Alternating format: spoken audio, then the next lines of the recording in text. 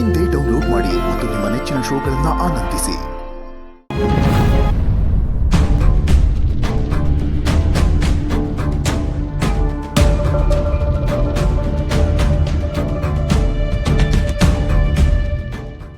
ವೀಣಾ, ಏನು ಆ ಫೋಟೋನ ಹಾಗೆ ನೋಡ್ತಿದ್ಯಾ?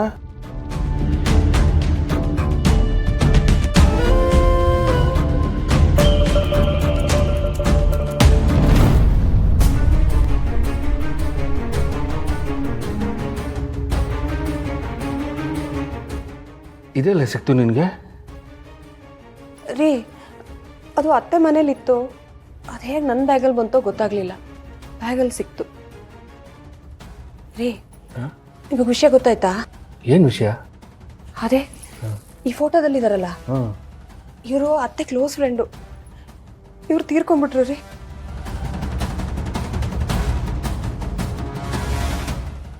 ಏನು ಹೇಳ್ತಿದ್ಯಾ? ರೀ, ನಾನೊಂದು ಸ್ವಲ್ಪ ದಿವಸ ಅತ್ತೆ ಮಾವನ ಜೊತೆ ಇದ್ನಲ್ಲ, ಆವಾಗ ಒಂದು ದಿವಸ ಇವರು ಅಲ್ಲಿಗೆ ಬಂದಿದ್ರು. ಬಂದು ಅತ್ತೆ ಮಾವನ ತಮ್ಮನೆಗೆ ಬರಲೇಬೇಕು ಅಂತ ತುಂಬ ಒತ್ತಾಯ ಮಾಡಿ ಕರೆದ್ರಂತೆ. ನಿನಗೆ ನಾನು ಯಾವತ್ತೂ ಕೆಟ್ಟದ್ದು ಬಯಸಿಲ್ಲ ಲಕ್ಷ್ಮಿ. ನಿನ್ನ ಜೀವನ ಚೆನ್ನಾಗಿರ್ಬೇಕು ಅನ್ನೋದೇ ನನ್ನ ಆಸೆ. ನಾನು ನಿಮ್ಮ ಅತ್ತಿಗೆಯಾಗಿ ಕರಿತಾ ಇಲ್ಲ, ನಿನ್ನ ತಾಯಿಯಾಗಿ ಕರಿತಾ ಇದ್ದೀನಿ. ಬಾ ಅದಕ್ಕೆ ನೀನು ಬರಬೇಕು ಲಕ್ಷ್ಮಿ. ಎಷ್ಟೋ ವರ್ಷಗಳಾಗೋಗಿದೆ ಅವ್ರ ಮನೆಗೆ ಹೋಗಿ ಬಂದ್ಬಿಡೋಣ ಅಂತ ಒಂದು ದಿವಸ ಅತ್ತೆನೂ ಮಾವನು ತುಂಬ ಖುಷಿಯಾಗಿ ಅವ್ರ ಮನೆಗೆ ಹೋದ್ರು ರೀ. ಆದರೆ ಅವತ್ತೇ ಪಾಪ ಇವ್ರು ಸತ್ತೋಗ್ಬಿಟ್ಟಿದ್ರಂತೆ. ಅತ್ತೆ ಎಷ್ಟು ಬೇಜಾರು ಮಾಡ್ಕೊಂಡ್ರು ಗೊತ್ತಾ ಅದನ್ನು ನೆನೆಸ್ಕೊಂಡು. ಇವರು ಅಮ್ಮಂಗೆ ಸ್ನೇಹಿತ ಅಲ್ಲ ಕಣೆ, ಸ್ವಂತ ಅತ್ತಿಗೆ. ಆದರೆ ನಿನಗದು ಗೊತ್ತಿಲ್ಲ.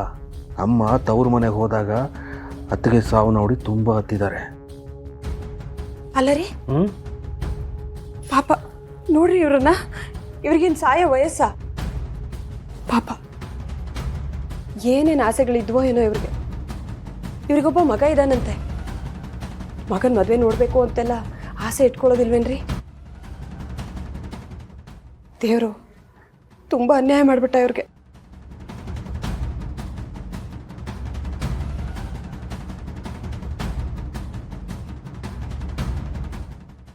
ಸಾವು ಅನ್ನೋದು ಯಾರಿಗೆ ಯಾವಾಗ ಬರುತ್ತೆ ಅಂತ ಹೇಳೋಕ್ಕಾಗುತ್ತೇನೆ.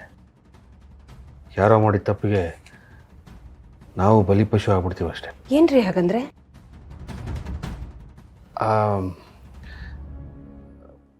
ಅಂದರೆ ಅವ್ರು ಹೇಗೆ ಸತ್ತೋದ್ರೆ? ಏನಾಗಿತ್ತಂತ ಅವ್ರಿಗೆ? ಅದೇನೋ ಮನೆಯಲ್ಲಿ ಮೆಟ್ಲಿಂದ ಜಾರು ಬಿದ್ದು ಸತ್ತೋದ್ರು ಅಂತ ಮನೆಯವರೆಲ್ಲ ಹೇಳಿದ್ರಂತೆ. ಅಲ್ಲ ರೀ, ಹಂಗೆ ಜಾರು ಬೀಳೋವಾಗ ಒಂದು ಸ್ವಲ್ಪನಾದರೂ ಕಿರ್ಚ್ಕೊಳ್ಳೋದಿಲ್ವಾ? ಏನು ಗ್ರಾಚಾರನೋ ಏನೋ. ಅವ್ರ ಮನೇಲಿ ಯಾರಿಗೂ ಕೇಳಿಸ್ಲೇ ಇಲ್ಲ ಅನ್ಸತ್ತೆ. ಒಟ್ಟಲ್ಲಿ ಎಲ್ಲರೂ ಬಂದು ನೋಡೋಷ್ಟೊತ್ತಿಗೆ ಅವ್ರು ಸತ್ತೇ ಹೋಗ್ಬಿಟ್ಟಿದ್ರಂತೆ. ನೋಡಿದ್ರಾ? ನಿಮಗಂತೂ ಅವ್ರ ಪರಿಚಯನೇ ಇಲ್ಲ. ಹಳೆ ಮನೇಲಿ ನಾವೆಲ್ಲರೂ ಒಟ್ಟಿಗೆ ಇದ್ದಾಗ ಒಂದ್ಸಲಿ ನೋಡಿದ್ರಿ ಅವ್ರನ್ನ ಅಷ್ಟೇ. ನೀವೇ ಇಷ್ಟೊಂದು ಬೇಜಾರು ಮಾಡ್ಕೋತಾ ಇದ್ದೀರಾ.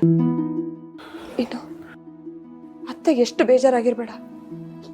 ಇವ್ರ ಮನೆಯವರು ಪಾಪ ಇವರೆಷ್ಟು ಬೇಜಾರು ಮಾಡ್ಕೊಂಡಿರ್ಬೇಡ.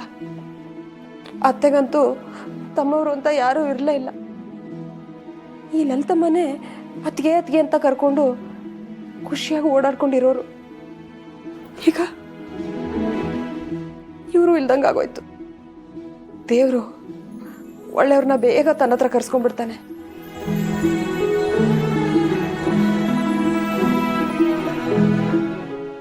ಅವ್ರನ್ನ ದೇವರು ಕರ್ಕೊಂಡಿಲ್ಲ ಕಣೆ, ಆ ಜಯಂತು ದೇವ್ರ ಹತ್ರ ಕಳಿಸಿರೋದು. ಈ ಸತ್ಯ ನನಗೆ ಮಾತ್ರ ಗೊತ್ತು, ಆದರೆ ಅದನ್ನು ಹೇಳ್ಕೊಳಕ್ಕಾಗಲ್ಲ ಅಷ್ಟೇ.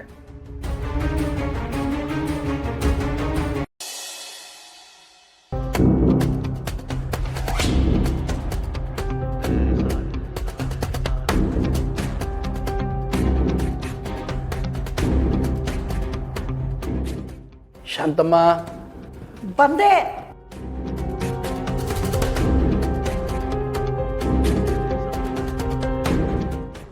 ರಾತ್ರಿ ಮತ್ತೆ ನಿದ್ದೆ ಮಾಡಲಿಲ್ವಾ?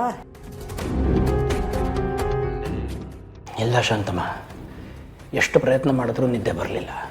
ನಾನು ನಿನಗೆ ಎಷ್ಟು ಸಾರಿ ಹೇಳ್ತಿದ್ದೀನಿ ತುಂಬ ಯೋಚನೆ ಮಾಡಬೇಡ ಅಂತ. ನನ್ನ ಮಾತು ನೀನು ಕೇಳೋದೇ ಇಲ್ಲ. ನಿನಗೇನು ಅನಿಸುತ್ತೋ ಹಾಗೆ ನಡ್ಕೋತೀಯ. ಇಲ್ಲ ಶಾಂತಮ್ಮ, ನಾನು ಯಾವ ಚಿಂತೆನೂ ಮಾಡಿಲ್ಲ. ಸುಳ್ಳು ಹೇಳಬೇಡಪ್ಪ ನೀನು.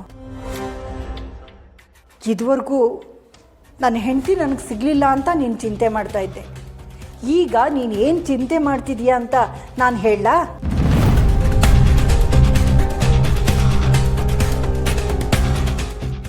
ಲಲಿತಮ್ಮ ಅವರು ಬದುಕಿದ್ರೆ ವಿಶ್ವ ಜಾನ್ವಿನ ಕರ್ಕೊಂಡು ಹೋಗಿರೋ ವಿಷಯ ಅವ್ರ ಹತ್ರ ಹೇಳಿ, ಅವರಿಂದ ವಿಶ್ವನ್ಗೆ ಬುದ್ಧಿ ಹೇಳಿಸಿ ಜಾನು ನಮ್ಮ ಅತ್ತೆ ಕರ್ಕೊಂಡು ಬರ್ಬೋದಾಗಿತ್ತಲ್ಲ ಅಂತ ಯೋಚನೆ ಮಾಡ್ತಿದ್ಯಾ ತಾನೆ? ಹೌದು ಶಾಂತಮ್ಮ, ಅದೇ ಯೋಚನೆ ಮಾಡ್ತಾ ಇದ್ದೀನಿ. ನೋಡು, ಇಲ್ಲದ್ದೆಲ್ಲ ಯೋಚನೆ ಮಾಡಿ ನಿನ್ನ ಆರೋಗ್ಯನ ಕೆಡಿಸ್ಕೋಬೇಡ.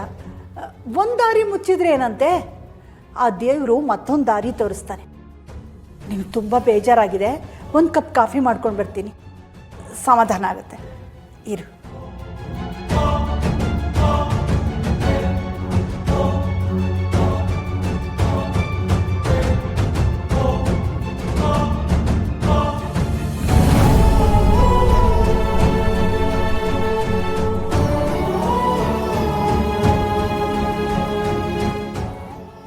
ಶಾಂತಮ್ಮ, ಬಂದೆ.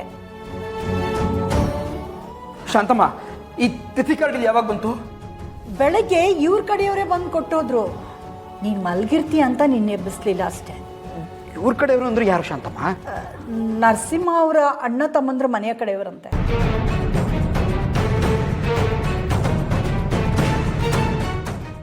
ಅವ್ರು ಹೇಳ್ತಿದ್ರು, ಇವ್ರು ಸತ್ತು ದಿವಸ ಅವ್ರ ಮನೆ ಹತ್ರ ಯಾರೋ ಓಡಾಡ್ದಾಗ ಆಗ್ತಾ ಇತ್ತಂತೆ.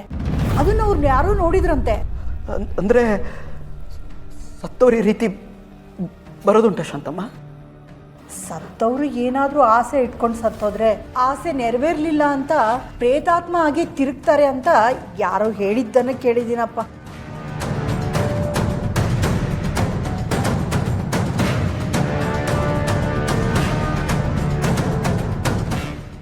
ಅಂದರೆ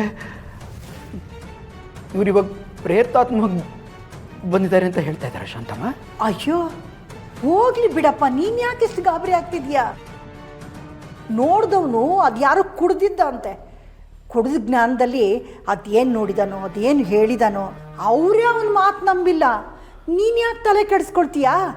ತಗೋ ಕಾಫಿ ಕುಡಿ ಮೊದಲು. ಸರಿ ಶಾಂತಮ್ಮ.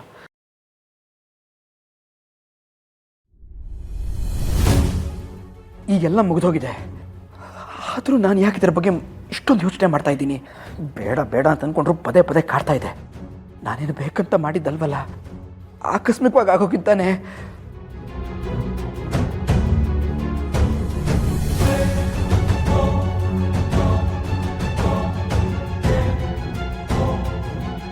ಲಕ್ಷ್ಮೀ ನಿವಾಸ ಲಕ್ಷ್ಮೀ